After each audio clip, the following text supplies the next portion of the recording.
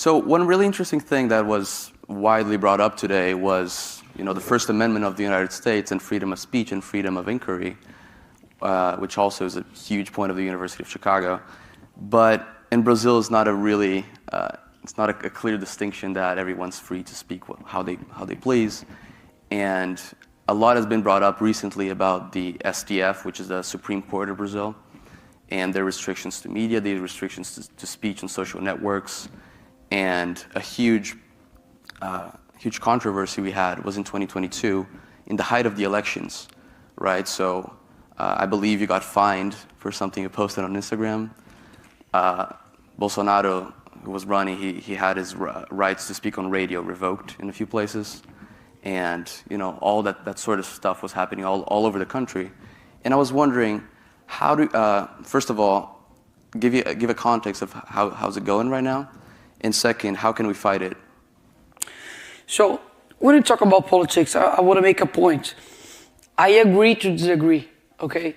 Because when we talk about politics, maybe you'll think that I'll talk about Bolsonaro because I'm conservative and I will defend him in all the ways. But what I'm going to say here is the truth. Not my point of view, but it's the truth. After the 2022 elections, my Instagram, my Twitter, and my Facebook was shut down by order of the Minister of the Supreme Court, Alexandre de Moraes, and I don't know why. My lawyer that is here, he doesn't know why. So I didn't have the access to the process. So the lawsuit. Right? Yeah, yes. So that's what is happening.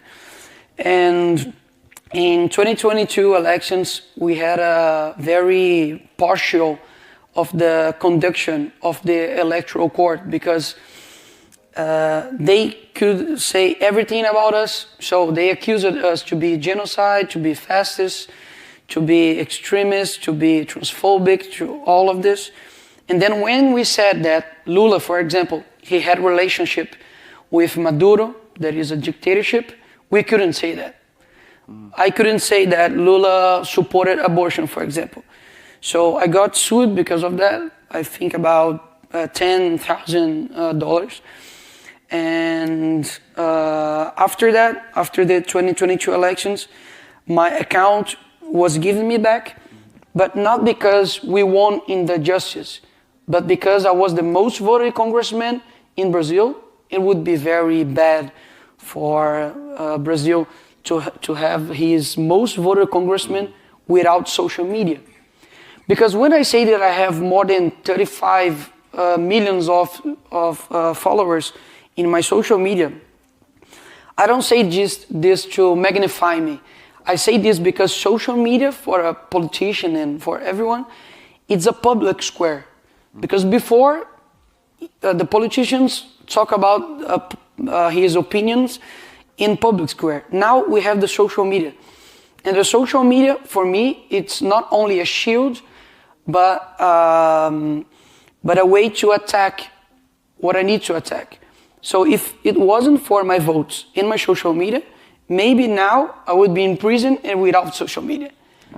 So when we talk about freedom of speech, for example, the social media in Brazil, maybe it's the last thing that we have to say what we want. And even though the Article 33 in our Constitution that says that we have the immunity to say whatever you want, to vote whatever we want, even though I'm being sued by the Supreme Court because of the things that I say in the Congress. So it's the Constitution of Brazil is not being respected.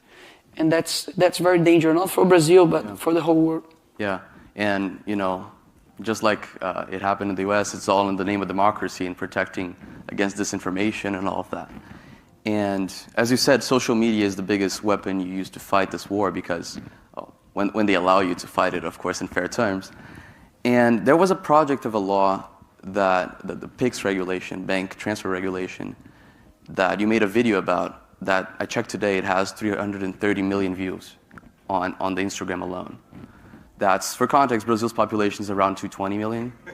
So it's a big number. And do you think that show of public support of people going to Instagram, going to their social networks, do you think that it actually has a big impact on legislation?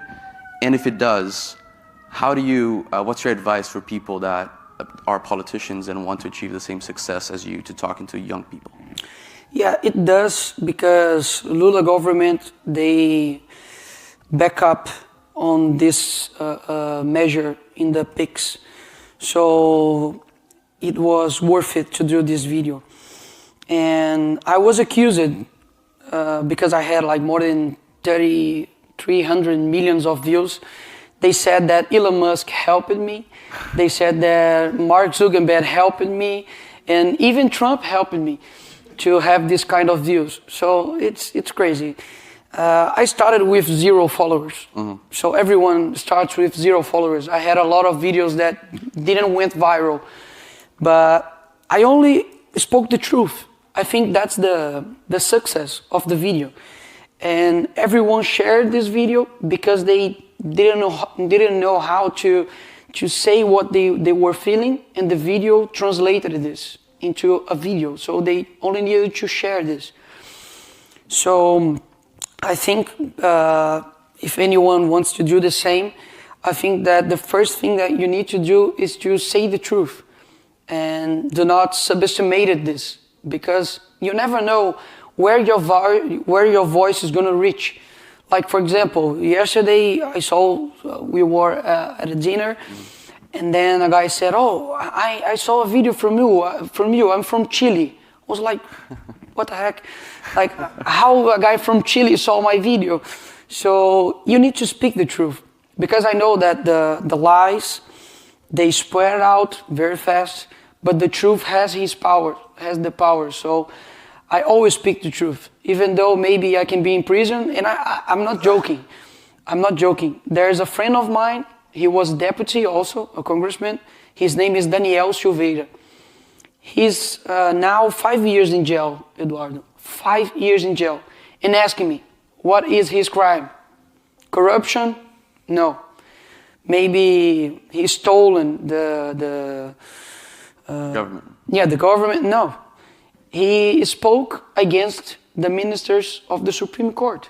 I don't agree of what he said, but put someone in jail because what he said, that's Brazil, unfortunately. So he's in jail for 5 years. So I can be in jail for this too. Maybe they can kill me, as they tried to do with the ex-president Bolsonaro. And the one that tried to kill him was affiliated into a socialist party. So, I mean, I think that anyone that wants to post something on the internet needs to know that your voice is powerful, and you can subestimate that. Yeah. Well, election-wise, in 2022, Lula, his unofficial campaign slogan was steak and beer, right? We're going to go back to having barbecues, and we're going to go back to enjoying a cold beer in the weekends. And it was a pretty tight election. I think the margin was around a 1%. Yeah, 1%. 2% difference. Yeah. And how much do you think in a country like Brazil, where we're super volatile, we grow a lot and then we decay a lot, how much do you think these populist policies, right, increasing safety nets for housing, increasing safety nets for, poor people, how much do you think that buys you an election in terms of populism, and how much do you think that we can fight that with values and with true long-lasting policy? So, unfortunately, people in Brazil, they voted not with their head but with their stomach, because the candidate said that, "Oh, you all gonna get meat again, you're all gonna drink some beer," and people were like, "Oh, awesome, I'm gonna drink." This was maybe less than 2 years after he was released from prison. Yes, right. Yes. Like, I mean, people forget what happened, and all that happened, all the process that happened in Lava Jato and car wash operation that got him in jail and got a bunch of politicians in jail, and then he promises that, and everybody forgets about it, right? Yes, because it's a process. There is a promise that they can keep. They go to government, they blame someone, and they put the people in poverty, and then they say, oh, you're poor, then you need me again. And then they repeat this. So that's what Lula does. If you have curiosity, put on maybe YouTube Lula's speech in 2002. 2002. Yeah, 2002, and the same speech that he does in 2022. So in 20 years, he gave the same speech, the same promises, and guess what? He never accomplished that. So how you do the opposite? I think with the truth, and you open the eyes of the people. Unfortunately, we have a lot of poor people in Brazil that still believes in this kind of public administration, because it's very easy. Like people in Brazil, for example, they want a state that is big, that help him. But look, if the state educates your son, if the government gives you home, health, security, like why do you need God? Like why do you need family? The state provides everything. So the government now is God. And the government is made not by a mystical figure, but it's made by people. It's people in there that solve better your problems than you. It's crazy. But unfortunately, Brazilians think that if you put someone there, he's gonna solve all my problems. But when you do that, you take your individual responsibilities. So I think that we need to keep on saying truths for Brazilian, and then they will open their eyes and see now all the empresas estatais, all the state-owned companies. Yeah, all the state companies now in Brazil, it's in deficit. Deficit. Yeah, they're taking losses. Yeah, they are all taking losses. So they're seeing the consequences of their bad votes. So I think that more people also should go to politics, because it's a hard place. Yeah. But as a Christian, I think that the light should bright not in the light, but light should bright in the darkness. So that's why I enter into politics also. Yeah. I'll have one last question before we turn to questions from the audience. Okay. And again, also in the realm of economic growth in Brazil, right? Ever since the 2000s and even before that, everyone used to say, now Brazil's taken off. Now we're going to be a huge country. Now we're going to be a superpower. And then every time something unexpected happens, some problem comes along and we never become that. Yeah. Right? What do you think is the biggest structural problem that Brazil has that it doesn't allow it to grow, and the US doesn't have the problem and it makes it grow because of that? What do you think is the biggest single reason? We have a lot of tax. Our government is so big, so big, so big. If you put the carga tributária. The tax rate. Tax what? Tax rate. Rate, okay. If you put all the tax rate legislation in a desk, in a table. In a weighing machine. In a weighing machine, it weighs the same as an elephant. Really, I'm not joking. So it's very heavy. So it's a state, very big, that offers you everything, but they can't give you anything. So I think what we could change in Brazil, especially, we need to cut these taxes. But if you do that, you're gonna cut taxes, or you're gonna cut despesas, costs in people who is powerful. So it's very difficult, because the president can do this. The Congress also can do this. But if you cut the costs, you will cut in people who are powerful. For example, our Supreme Court in Brazil, it costs more for the taxpayers than the British royal family. The British royal family. All the judiciary in Brazil costs more than 150 billion reals. So it's almost... It's around $30 billion. $30 billion. Yeah. So it's crazy. So people works like 200, maybe more than 200 days in a year to pay taxes. Only to pay taxes in Brazil. So that's what I would change in Brazil. But of course, it's very difficult. Of course, definitely. So anyone who has questions can raise their hand. Yeah. There's a... In the U.S., we're having this battle with Black Lives Matter, trans activists, and pro-Palestinianism, and the character assassination is what comes out of their mouth most commonly, and the cutting off of the freedom of speech. If you've ever addressed these issues on social media, what is the best message to help get the truth out about those things? I think to get the truth about these things, it's to say the truth. There's no other formula. Because all of this, it's only, how can I say, it's only a theater. Because what these people really do to black people, for example, they don't do anything.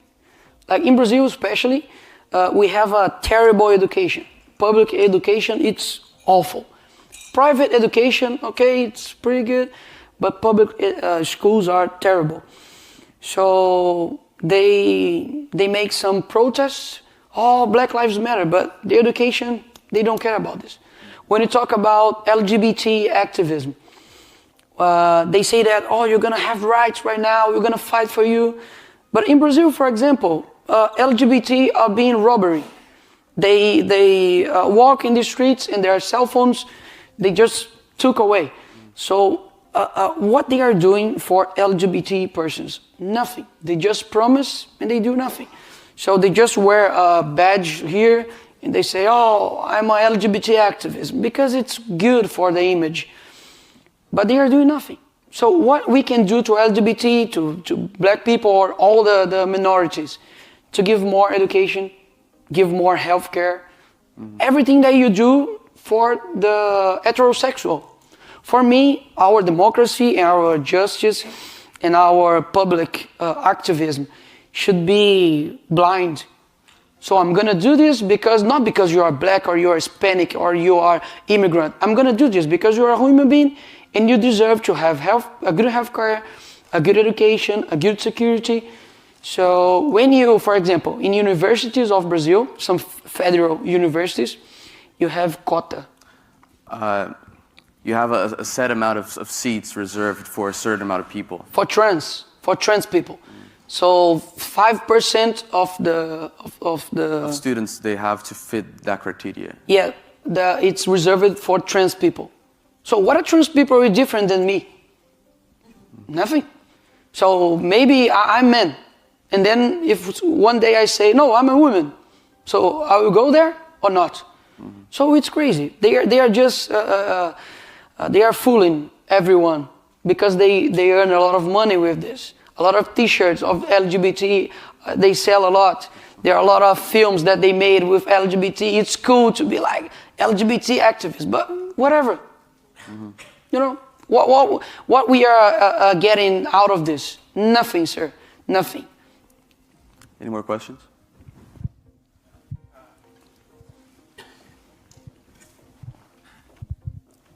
Hi there. My question is about institutions. I worry, I'm no expert, but I worry that it is extremely difficult, if not impossible, to really make a country prosper if it doesn't have institutions that are trustworthy, even if they're unfair. You know, that they must be trustworthy. For example, that I can approach, a police officer and he will not rob me, right? That he'll protect me. So from your story right now, it seems to me, and I had heard this before, that Brazil has institutions that are not always trustworthy, right? And it's actually like, in your position, if I were in your position, I would be like, oh my God, how do I, confront this elephant where everything is like against you if you try to work against it, right? How would you approach, in how many years that you would need, the challenge of rebuilding Brazil's institutions to make them, say, good enough for Brazil to develop? So I'm not doing this for me. I'm doing this for my children, because I know it's gonna take a long time, maybe 20 or 30 years. Because since the 60s, the socialists in Brazil, they started to do a cultural revolution. And if you want to do the way back, you need to do the same path, but a good path. So it's going to take a while to do this. And the institutions of Brazil, really, they lost their trust because we do not respect them anymore, because they do a lot of things that you say, come on, it's as you said, you ask help for the cops and he robs you. So you're doing the opposite. So our judiciary, they solta traficantes, tipo. They let drug dealers loose in the streets. Yeah, and they put congressmen in jail. So our president was condemned. He was convicted, yeah. Yeah, condenado, convicted. Uh-huh. Ah, legal. he was convicted. And put in Bolsonaro? Yeah, he was in jail, and now he's a president. So our Congress, for example, just to give an example, this past week I was voting to increase the quantity of deputies in Brazil. It's 513 deputies, and now we voted, not with my vote, I voted against, to increase the number of congressmen. So any of the institutions of Brazil is doing a good job. So people lost their trust. How we get back the trust?